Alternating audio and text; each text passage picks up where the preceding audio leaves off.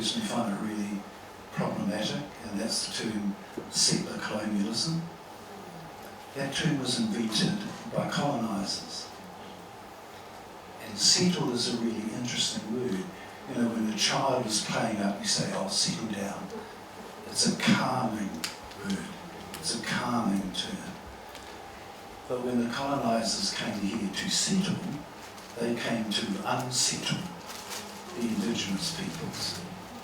And by labelling themselves as settler colonisers, it sort of divorces them from the unsettling that they actually caused. So I would hope we might actually come up with a term of our own, other than settler colonial states. I prefer the term ongoing colonising states, because that's what they are. And to call them settler colonial states is actually a euphemism that benefits them more than it accurately describes what we are, or the situation that we find ourselves in. And the third thing, if I may, I'm sorry,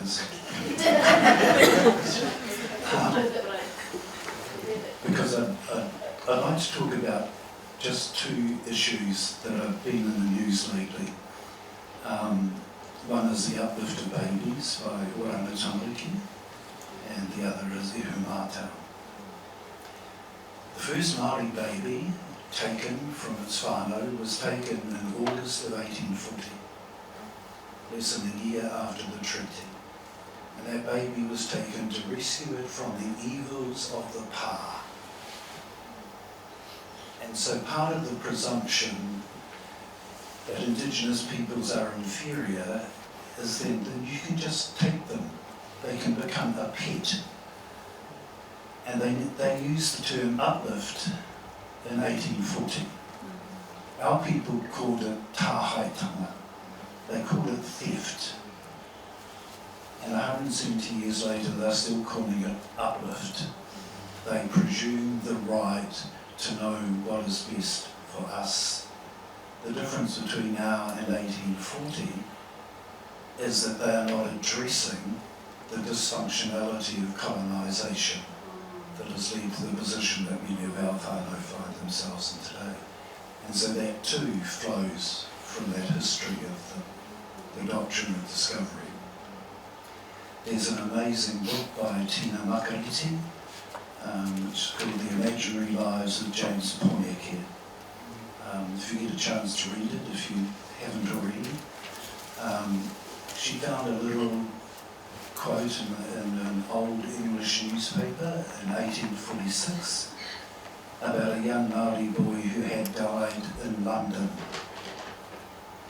And like all creative people, I guess, she thought, who was he? What happened to him?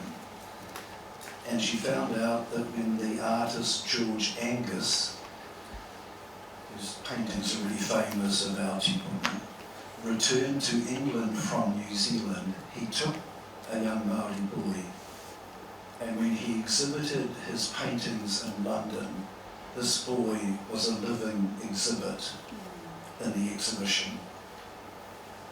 And then he died as a young teenager in London. So far from home, no one knows where he's buried. And so Tina gave him a life. She imagined what his life would have been had he lived. And that's why she calls it The Imagined Lives of James Pōneke. So if you want to understand the history of uplift, read her novel. Second issue, just in relation to Ihumātao. One of the things that the Doctrine of Discovery did was embed a notion of lying, that Indigenous peoples are inferior, and that sort of took on its own truth. And what we're seeing now around Ihumātao, as we're seeing with Tuia 250, is a perpetuation of lies. It's perpetuation of a certain narrative. And so there's a narrative that Ihumātao's already been part of a treaty settlement. Well, it hasn't. And even if it was, And if other iwi get upset that the land is returned, and as the Crown says that will jeopardise treaty settlements, well that to me indicates how inadequate and how unjust the treaty settlements are. And so there are a whole lot of lies being manufactured around a really simple issue. The Crown took the land, the Crown has an obligation to return it. And it will be a real test, I think, for this particular government version of the Crown about whether in fact it has the courage and the honest recognition of justice to return it.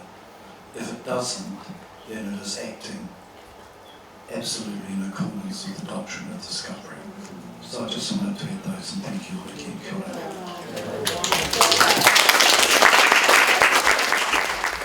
He mihi anō mo tō tautoko, ia mātou, mo ngā tau, ko pahure ake nei ki a koutou, ko tō ope, Annette, Sid, Miriana, Tame, koutou kua tū I mui te mura o te ahi, ki te whakahe te mahi tūkino o te grauna. Kōrero e mutunga mihi ki a koe. Tika tāhau. Yes, we will stop using the word segment. That's all. We'll stop using the word segment. Absolutely, and it's not the first time. But it's important to remember to also not to reiterate their own fictions back to us about the fact that we needed to be settled because we were some unruly savages, and there was something that popped up also earlier from what you were talking about, Emalani, was this whole idea of, you know, savagery, and oranga tamariki that you bring up is really an idea of us, the perpetuation that we are savage parents, you know, that need to be brought to heel, that need to be civilised by the state. That's, you know, the perpetuation of it there. But I was just reading the other day, again, another quote from Cook that Māori are I can't remember the exact words, but it was, we are the purest human form of nature that he's observed. But again, these ideas that we are, you know, almost Darwinian theories that we're little more than animals, and the way in which those concepts are used to re-legitimise the actions of the state upon us every day.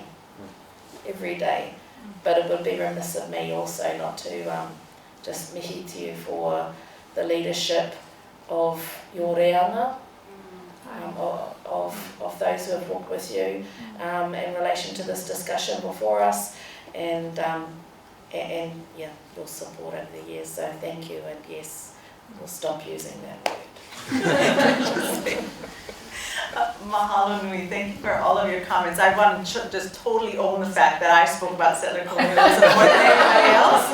And I know, and I need to think more critically, and also I love that. I mean, we do need to come up with different terms, and settler colonialism does often hide the fact that it is just ongoing colonialism. I think my use of the term comes from the fact that it's often used in Hawaii, you know, stemming back from Haunani-Kea Trask in the 90s, just calling settlers out. And so it's become common language in Hawaii. But I just love what you said, because it is time to challenge that language, and time to move the conversation forward. So, mahalo nui. I own that I brought that into the space.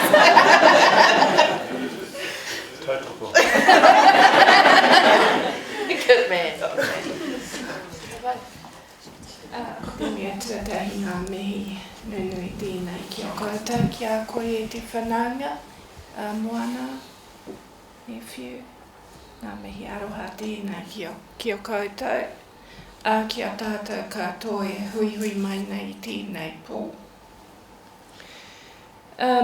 Recently, Cousin Sina Brown Davis asked me if I would take on the mentoring of 3 young people from Te Waiponamu, Sui Laitahu. And that got me thinking about the children of the revolution. So our mokopuna, our tamariki, and our responsibilities towards them in terms of their education, their engaging in decolonisation practices with them. And I just really believe that each one of us here has a responsibility to work with those in your immediate circles, whānau, mates, wherever, to begin or build on to the process of radicalising them. And I believe that we all have spheres of influence, and that we should be, I'm not saying what you should and shouldn't do, but I believe if opportunity presents itself, as it does in this institution, to decolonise the minds of medical students and health professionals and senior clinicians, that every opportunity should be taken to tell the truth, to speak the truth, to clarify the truth, and to engage them and bring them on board with the struggle, with resistance, and with radical activism. So, and I just want to boast a little bit that my tamaiti Huriana Kōpeki Te Aho is doing this with their networks. They do this through their art, through their waiata, through their poetry. But they were decolonised by Miriana Pittman, who's their auntie. My daughter is outside the gender binary, they, them, there. And so Auntie Miriana decolonised Huriana a while ago. And it's extraordinary. It's extraordinary to see the growth, to see the impact that their artwork is having. And you know, that's just one young person. So if we all took a number of them under our wing, say 5, commit to 5, and then start that process. And then it grows and it grows and it grows, because we teach them how to decolonise others and how to radicalise others. So that's just... Any other whakaaro that people would like to share with the room? Aye. Aye, thank you. I'm going to pass it over to you.